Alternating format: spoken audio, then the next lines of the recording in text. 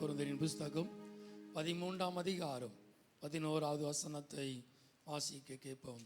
கடைசியாக சகோதரரே, சந்தோஷமாயிருங்கள், நற்சீர் பொருந்துங்கள், ஆறுதல் அடையுங்கள், ஏக சிந்தையாயிருங்கள், சமாதானமாயிருங்கள். அப்பொழுது அன்புக்கும் சமாதானத்திற்கும் தேவன் உங்களோடு கூட இருப்பார். சமாதானத்திற்கு காரணராகிய தேவன் உங்களோடு இருப்பார். எப்பொழுது? ஏக சிந்தையாய் இருங்கள். ஆமென், அல்லேலூயா. ஏக சிந்தை சமாதானத்தை கொண்டு வரும். ஏக சிந்தை, இந்த நாளிலே ஏக சிந்தை என்பது ஒரு மனம், ஒரு மனதோடு கூட இருக்கிற காரியம் சமாதானத்தை கொண்டு வரும். இன்னைக்கு குடும்பத்துக்குள்ள, கணவன் மனைவிக்குள்ள வருகிற பிரச்சனைக்கு காரணம் ரெண்டு பேரும் ரெண்டு திசையில் இருப்பாங்க. ரெண்டு பேர் பேசுகிறதையும் ரெண்டு பேரும் புரிந்து கொள்ள முடியாது. இவர்கள் பேசுவதை அவங்க ஏற்றுக்கொள்வதில்லை, அவங்க பேசுவதை இவங்க ஏற்றுக்கொள்வது இல்லை. அந்த குடும்பத்துக்குள்ள கடைசி வரைக்கும் சமாதானத்தை எதிர்பார்ப்பது ஒரு கடினமான ஒரு காரியமாக இருக்கும். குடும்பத்துக்குள்ளாக ரெண்டு பேரும் ஏக சிந்தை உள்ளவர்களாய் காணப்படுகிற அந்த அனுபவம் இருக்கணும். சிலவங்க அப்படி சொல்லுவாங்க, நான் இப்போ தான் நினச்சேன், அது அப்படியே சொல்லிட்டீங்க அப்படிம்பாங்க. அவங்க அசைவை பார்த்து சொல்லுவாங்க, இப்படி நடக்கும்னு எனக்கு தெரியும் அப்படிம்பாங்க. அப்படி ஒரு ஏக சிந்தை. ஏதாவது பொருளை வாங்கிட்டு வந்துட்டா, இன்னைக்கு நீங்கள் வாங்கிட்டு வருவீங்கன்னு எனக்கு தெரியும். வாங்கிட்டு வரும்போதே இதை போய் மனுஷன் எதுக்கு வாங்கிட்டு வந்தா அப்படின்னு கேட்டால் அங்கே அவ்வளோதான் குடும்பம் அதோடு கூட சமாதானத்தை இழந்து போய்விடும். அப்போ அந்த ஏக சிந்தை குடும்பத்திற்குள்ளாக சமாதானத்தை கர்த்தர் கொண்டு வருவார். கணவன் மனைவிக்குள்ளாக ஒரு ஒருமன பாடை கர்த்தர் விரும்புகிறார். ஆமென் சொல்லுங்க, அல்லேலூயா. எந்த ஒரு காரியத்தை எடுத்தாலும் ஒரு மனதோடு கூட ஏக சிந்தையோடு கூட ரெண்டு பேரும் ஆலோசித்து ஜெபித்து ஒரே சிந்தையோடு செயல்படுகிற பொழுது அந்த குடும்பம் ஒரு குட்டி பரலோகத்தை போல இருக்கும். ஆமென், அல்லேலூயா, அல்லேலூயா. நீ போடுகிற ட்ரெஸ்ஸு ஒருவேளை கணவன் மனைவி ரெண்டு பேரும் மேட்சாக போட்டு வரலாம். சில குடும்பத்தில் அப்படி நடக்குது. அவங்க நினச்சிவாங்க அப்படியே கலராக மேட்ச் ஆரம்பத்தில் போடுவாங்க. திருமணமான ஆரம்பத்தில் அப்படி மேட்ச் அணைச்சிவாங்க, ரெண்டு பேரும் அப்படி ட்ரெஸ் போட்டு வருவாங்க. சில குடும்பத்தில் நாட்கள் ஆனாலும் நடக்குது. தப்பு இல்லை, சந்தோஷம், ரொம்ப சந்தோஷம். ஆனால் அதை காட்டிலும் நீங்கள் போடுற ட்ரெஸ்ஸில் மேட்சாக இருக்கீங்களோ இல்லையோ, நீங்கள் உங்களுடைய காரியத்தில் வெளியரங்கமான காரியத்தில் ரெண்டு பேரும் மேட்சாக இருக்கிற மாதிரி தெரியுதோ இல்லையோ, ஆனால் உள்ளார்ந்த அனுபவத்துக்குள்ள குடும்பத்துக்குள்ள கணவன் மனைவிக்குள்ள ஒரு மன பாட்டை கர்த்தர் விரும்புகிறார். அல்லேலூயா. அப்போ அந்த குடும்பத்துக்குள்ள ஏக மனது, அந்த ஏக சிந்தை உண்டாக வேண்டும். ரோமரின் புஸ்தகம் 12ஆம் அதிகாரம் 16வது வசனத்தை வாசிப்போம். ரோமர் 12:16வது வசனம், ஒருவரோடு ஒருவர் ஏக சிந்தை உள்ளவராய் இருங்கள், மேட்டிமையானவைகளை சிந்தியாமல் தாழ்மையானவர்களுக்கு இணங்குங்கள், உங்களையே புத்திமான்கள் என்று எண்ணாதிருங்கள். ஒருவரோடு ஒருவர் ஏக சிந்தை உள்ளவர்களாய், ஒரே சிந்தை உள்ளவர்களாய், ஒரே மனது உள்ளவர்களாய், ஒரே ஆவியை உடையவர்களாய். சரீரம் ரெண்டு சரீரம் தான், ஆனால் ரெண்டு சரீரத்தை இணைக்கிற பொழுது இனி இவர்கள் இருவர் அல்ல, ஒரே மாம்சமாய் இருக்கிறார் என்று கர்த்தர் இணைத்தாரே. அந்த ஒரே சிந்தை உள்ளவர்களாய் காணப்படுகிற பொழுது கர்த்தர் குடும்பத்துக்குள்ள ஒரு தெய்வீக சமாதானத்தை கர்த்தர் பெருக பண்ணுவார். ஆமென், அல்லேலூயா, அல்லேலூயா. உங்களை ஒரு கேள்வி கேட்குறேன் சகோதர இடத்துல, தெரிஞ்சவங்க சத்தமாக சொல்லணும், சரியா? பிரிஸ்கில்லால் ஆக்கில்லால் ரெண்டு யார் பெண்ணு யார் ஜென்ஸு? பிரிஸ்கில்லால் ஆக்கில்லால் யார்? பிரிஸ்கில்லா மனைவி தானா? ஆக்கில்லால் கண்டிப்பாவா? அப்படியா? கண்டிப்பாவா? நிறைய ஒரு சந்தேகம் வருது. கன்ஃபார்ம் தானா?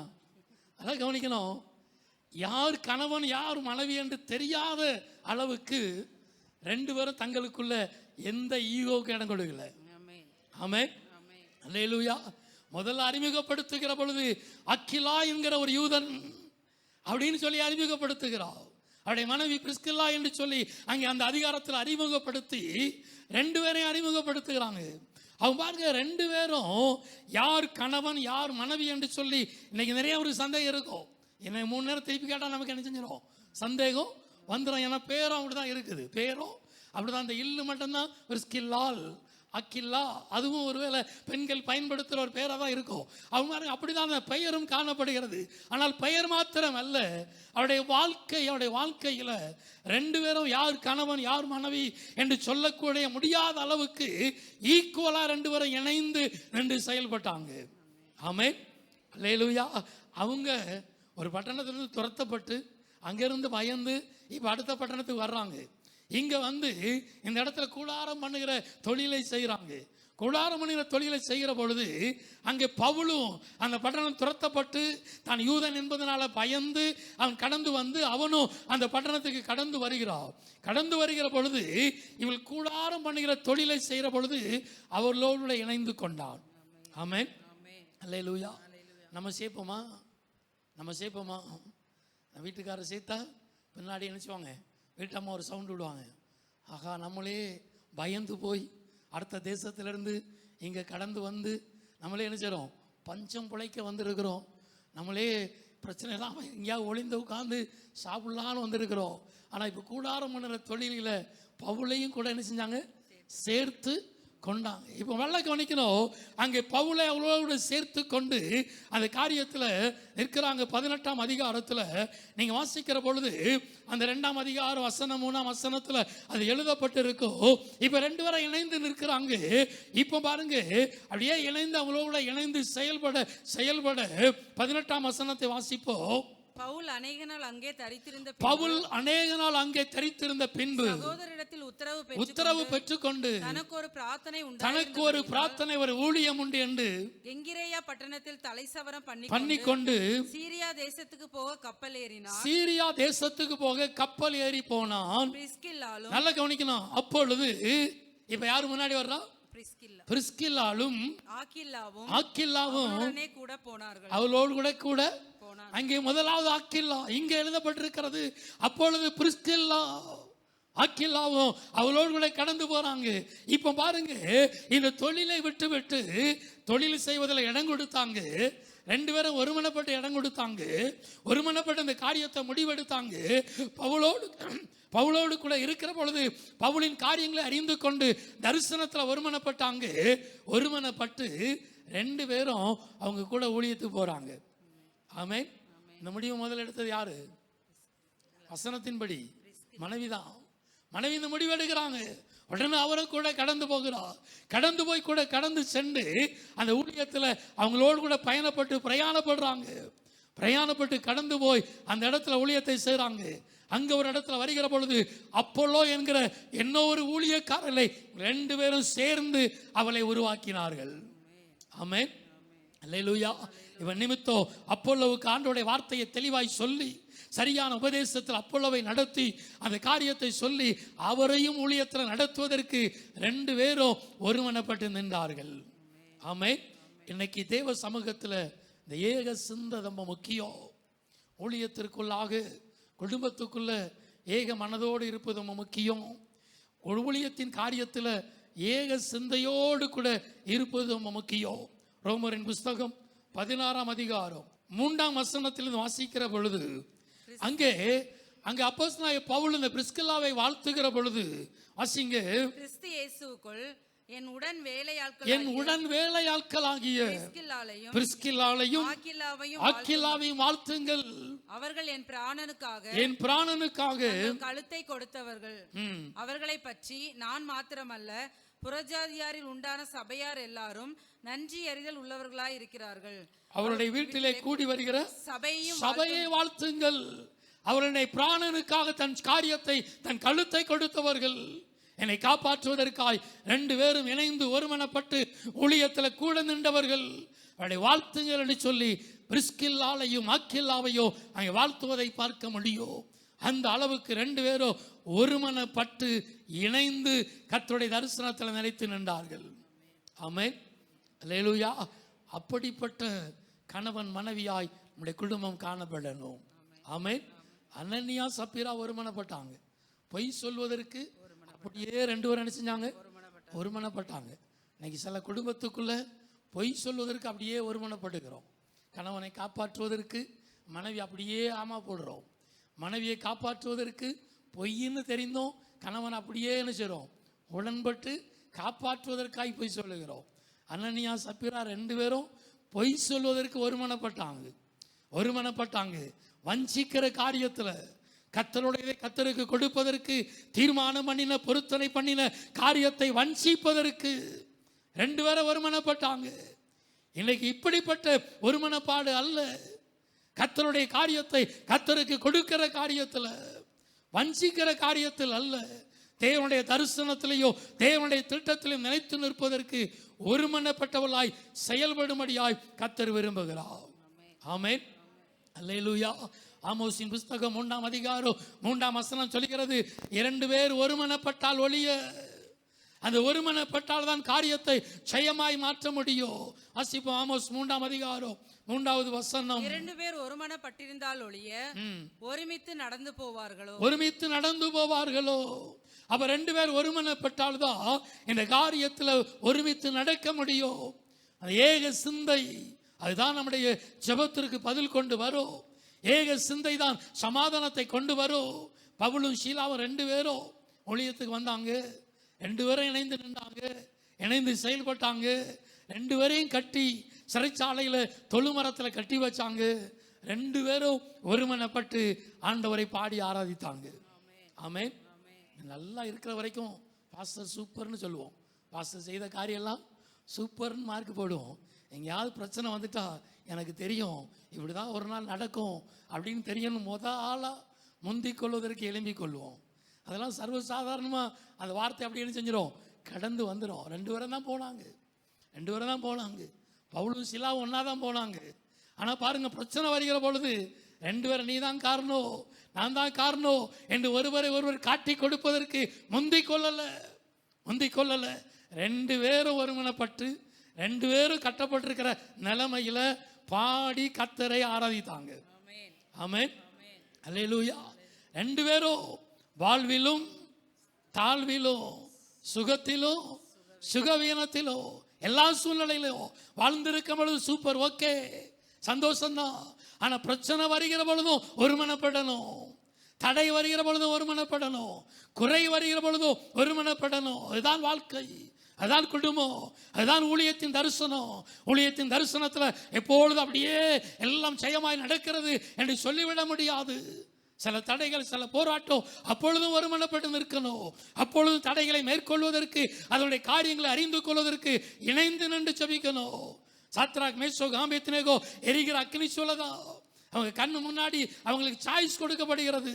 நீ இதை திரும்பினா, நீ ஆராதிக்கலன்னா நீ அருகிற அக்னி சூழ்ந்து தப்புவிக்கப்படுவாய் என்கிற சாய்ஸ் அவங்களுக்கு கொடுக்கப்படுகிறது. அந்த சாய்ஸ் கொடுக்கப்பட்ட பொழுதோ 3 பேரும் ஒருமனப்பட்டு நின்றாங்க. ஆமென். கண் முன்னாடி 7 மடங்கு அக்னி சூளை அதிகமாகிறது. கண் முன்னாடி பயங்கரமான காரியம் இருக்கிறது. அப்படி சூழ்நிலை வந்த பொழுதும் அவங்க சொன்னாங்க, நான் ஆராதிக்கிற தேவன் சொல்லல, நாங்கள் ஆராதிக்கிற தேவன். அல்லேலூயா. 3 பேரும் ஒன்னா கையை பிடிச்சிட்டு நின்றுருப்பாங்க. 3 பேரும் ஒன்னா கையை பிடிச்சிட்டு கண்ணை திறந்து பார்த்தாங்களோ பார்க்கலையோ, அவங்க கண்கள் எல்லாம் கண்ணை மூடிக்கொண்டு கரங்களை பிடித்து கொண்டு, நாங்கள் ஆராதிக்கிற தேவன் எங்களை தப்பு வைப்பா. அல்லேலூயா. ஒன்றா நின்னா ஒருவரை நம்ம அசைக்க முடியாது. அல்லேலூயா, அல்லேலூயா. 4 மாடு ஒன்றா நின்றுச்சான் காட்டில். சிங்கம் வந்து அப்படியே அவங்களை அடிக்கிறதுக்கு நிறையா பிரயாசப்பட்டு எப்படியாவது ஒரு மாட்டை அடிச்சிடணும் அப்படின்னு சொல்லி அது பயங்கர முயற்சி எடுத்திருக்கிறது. 4 மாடும் ஒன்றா நின்று போராடி சிங்கம் அவங்களை தொடாதபடிக்கு ஒரு பெரிய யுத்தம் நடக்குது. யுத்தம் நடந்து 4 பேரையும் சிங்கம் டச் பண்ணவே முடியல. அங்கே திடீர்னு ஒரு குள்ள நெறி வருது. இப்போ இந்த பிரச்சனையை உண்டாக்குவதற்கு சில குள்ள நெறிகள் உள்ள வரும். வந்து அப்படியே நிச்சயம் ஏதாவது ஒரு வார்த்தையை போட்டு அப்படியே பிரச்சனையை உண்டாக்கிறோம். அங்கே பாருங்க, ஒரு குள்ள நெறி வந்து ஒரு மாட்டை அப்படியே ரகசியமாக பேசி, அப்பா நீ சிங்கத்தெல்லாம் போராடி ஜெயிக்க முடியாது, வீணா உன் ஜீவனை விட்டுறாத, நீ வா என் பின்னாடி வந்தா உனக்கு சேஃப்டி அப்படின்னு சொல்லி வெளியே கொண்டு வந்து அந்த மாடு அப்படி சுகமாக வெளியே வந்துச்சு. வந்த உடனே கரெக்டாக முதல் சிங்கம் முதல் இறைக்கார் தான் அந்த மாடு தான். அது முதல்ல நினச்சது அந்த மூண்டும் தப்பித்து கொண்டது. இந்த குள்ளநரி பேச்சை கேட்டு வெளியே வந்த அந்த மாடு அதில் மாட்டிக்கொண்டது. இன்னைக்கு ஏக சிந்தை நமக்கு ஒரு பெரிய பலனை கொண்டு வரும். அல்லேலூயா. ஏக சிந்தையோடு கூட நீங்கள் குடும்பத்தில் ஒருமனப்பட்டு இருந்தால், பூமியில் ஒருமனப்பட்டு நீங்கள் ஜெபம் பண்ணா, அந்த மத்தேயு 18ஆம் அதிகாரம் 19ஆம் வசனத்தில் ஆண்டவர் அப்படிதான் சொல்லி கொடுக்கிறார். வாசிங்க, மத்தேயு 18ஆம் அதிகாரம் 19ஆம் வசனத்தை வாசிப்போம். அல்லாமலும் உங்களில் 2 பேர் தாங்கள் வேண்டிக் கொள்ள போகிற எந்த காரியத்தை குறித்தாகிலும் பூமியிலே ஒருமனப்பட்டிருந்தார் பரலோகத்தில் இருக்கிற என் பிதாவினால் அது அவர்களுக்கு உண்டாகும். அல்லேலூயா. நீங்க வேண்டிக் கொள்ள போகிற எந்த காரியத்தை குறித்தும், நம்ம எந்த காரியமா இருக்கலாம், ஒருமனப்பட்டு ஜெபம் பண்ணா அந்த ஜெபத்துக்கு பதில் கிடைக்கும். அல்லேலூயா. வேடிக்கையான ஒரு காரியத்தை சொல்லுவாங்க. ஏற்கனவே நான் சொல்லியிருக்கிறேன்.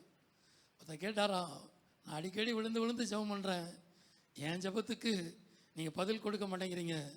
ஆனால் அந்த பிசாசு ஜெபம் பண்ண உடனே பதில் கொடுத்துட்டீங்களே. பிசாசு கேட்டுச்சு, என்ன கேட்டுச்சு? லேகியோன் பிசாசு என்ன கேட்டுச்சு? அதை கவனிக்கணும். நாங்கள் எல்லாரும் எங்கே போனோம்? பண்டிக்கூடத்துக்குள்ள போனோம் அப்படின்னு கேட்ட உடனே நீங்கள் பதில் கொடுத்துட்டீங்களே, என்ன ரகசியம் அப்படின்னு அவர் கேட்டார். நானும் பல முறை ஜெபம் பண்ணுறேன், உபவாசம் வந்து ஜெபம் பண்ணுறேன், என் ஜெபத்துக்கு என்ன கிடைக்கல? பதில் கிடைக்கல. பிசாசு ஒரே ஒரு விண்ணப்பம், நாங்கள் பண்டிக்கூடத்துக்கு போனோம் அப்படின்னு கேட்ட உடனே ஆண்டவர் எஸ் உடனே போ அப்படின்ட்டாரு. உடனே போன்ட்டாரு. அதுக்கு மட்டும் உடனே பதில் கொடுத்தீங்களே, பிசாசோட நாங்கள் மோசமாக இருக்கிறோமா என்ன ஆண்டவரே அப்படின்னு கேட்ட உடனே ஆண்டு சொன்னாரா, அந்த பிசாசு எல்லாம் என்னது ஒன்றா ஒரே மனதா 400 பிசாசும் என்னாலும் ஒரே இடத்துக்குள்ள ஒன்னஸாக இருந்திருக்கு. அல்லேலூயா. எல்லாம் கேட்ட கேள்வி, 400 காரியம் வந்தாலும் கேட்ட ஒரே ஒரு கேள்வி, நாங்கள் எங்கே போனோம்? பண்டிக்கூடத்தில். ஒரு மனமாக கேட்டால் உங்களுக்கு உடனே பதில் கிடைக்கும். அல்லேலூயா. பண்டிக்கூட்டமாக இருந்தாலும் ஒரு மனதோட நீங்கள் பாருங்க, 400க்கு அகிமையான பிசாசு எங்கே இருந்துச்சான்? ஒரே மனுஷனுக்குள்ள 400க்கு மேலான காரியம் உள்ளுக்க ஒன்றா இருந்துச்சான். ஒரே வீட்டுக்குள்ள 4 பேர் நினைச்ச முடியல, ஒன்றா ஒரு மனப்பாடா இருக்க முடியல. குடும்ப ஜெபத்துக்குள்ள 4 பேர் ஒன்றா சேர்ந்து செபிக்கிறதே இன்னைக்கு பெரிய போராட்டமாக இருக்கு. ஆமென். இந்த நாளில் இந்த போராட்டம் மாறணும். உங்கள் குடும்பத்தில் குடும்பமாக சேர்ந்து நீங்கள் ஜெபிக்க ஆரம்பித்துட்டாலே குடும்பத்தில் சமாதானம் வந்துடும். கூடி ஜெபித்தால் பிசாசு ஓடி போவான், பாடி துதித்தால் சோதனை நீங்கிவிடும். எனவே கூடி ஜெபிக்க ஏக மனதோடு ஏக சிந்தையோடு குடும்பத்துக்குள்ள ஒரு மனமாய் நிற்கிற பொழுது கர்த்தர் நம்முடைய ஜெபத்திற்கு கர்த்தர் நிச்சயமாய் பதில் கொடுப்பார். அல்லேலூயா. அந்த ஏக சிந்தையை கர்த்தர் குடும்பத்துக்குள்ள பெருக பண்ணுவாராக. அந்த ஏக சிந்தை கர்த்தர் குடும்பத்துக்குள்ள கர்த்தர் இந்த நாளில் ஒவ்வொருவருக்குள்ளையும் கர்த்தர் பெருக பண்ணுவாராக. ஆமென். பழைய பாடல் நம்முடைய ஊழியத்திற்கென்று நாம் எழுதி கொடுத்த ஒரு பழைய பாடல், கூடி ஜெபித்தால் பிசாசு ஓடி போவார், பாடி துதித்தால் சோதனை நீங்கிவிடும். அந்த பாடலில் ஒரு சரணத்தை மாத்திரம் பாடி இந்த நாளிலே தேவனை மகிமைப்படுத்துவோம். எஸ், நல்ல கரங்களை தட்டி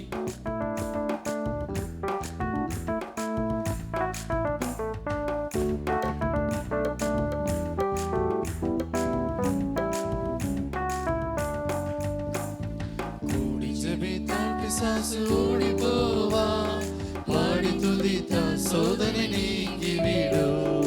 கூடி ஜெபித்தால் பிசாசு ஓடி போவா, பாடி துதித்தால் சோதனை நீங்கிவிடும். குடும்ப ஜெப ஐக்கியம் குணமாக்கும் தேவ சாக்கியம். அல்லேலூயா. குடும்ப ஜெப ஐக்கியம் குணமாக்கும் தேவ சாக்கியம். மோசேயை போல ஜெபித்திடுவோம், செங்கடலை இரண்டாம் பிளந்திடுவோம். மோசேயை போல ஜெபித்திடுவோம், செங்கடலை இரண்டாய் பிளந்திடுவோம். இரவெல்லாம் விழித்து ஜெபித்திடுவோம்,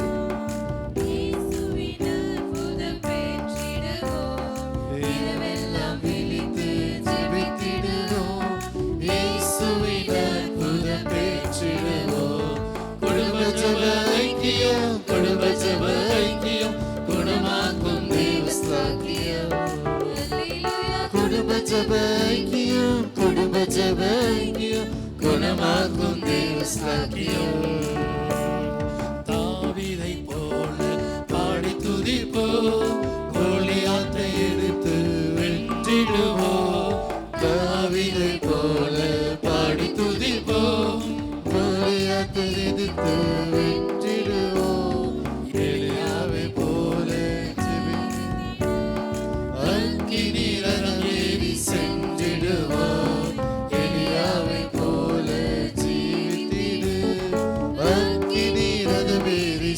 மாற்றிடுவார். குடும்ப ஜெப ஐக்கியம், குடும்ப ஜெப ஐக்கியம், குணமாக்கும் தேவஸ்தாக்கியம். அல்லேலூயா. குடும்ப ஜெப ஐக்கியம், குடும்ப ஜெப ஐக்கியம், குணமாக்கும் தேவஸ்தாக்கியம்.